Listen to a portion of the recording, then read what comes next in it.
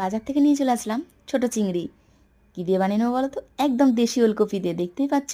আর চিংড়ি মাছগুলো আগের থেকে বেছে দিয়ে নিয়েছি, আর সাথে একটা আলু। আলু ছাড়া ভালো লাগবে না ওলকপিতে, তাই না? সবজিগুলো এইভাবে ভালো করে কেটে বেছে ধুয়ে নেবো। আর শীতকালে যা কিছু খাবে সব কিছু হজম হয়ে যায়, তাই না? তাই জন্য সব কিছু সবজি খেতে ভালো লাগে। উপকরণগুলো দেখেই নিলে। চলো, ওদিকে কড়া তেল গরম করতে দিয়েছি। চিংড়ি মাছটার মধ্যে লবণ হলুদ মাখিয়ে কড়ার মধ্যে দিয়ে দিয়েছি। ভাজা হয়ে গেলে তুলে নিয়ে পাঁচফোড়ন দিয়ে সবজিগুলো ভাজতে দেবে। আর এদিকে একটু মিক্সির মধ্যে নিয়ে নিয়েছি শুকনো লঙ্কা, জিরে, আদা।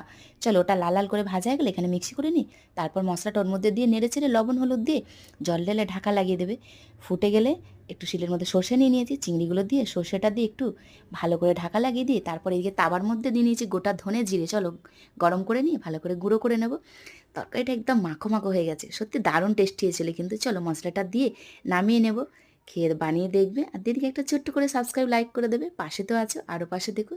চলো, সবাইকে টাটা বাই বাই। সবাই খুব ভালো থেকো, সুস্থ থেকো।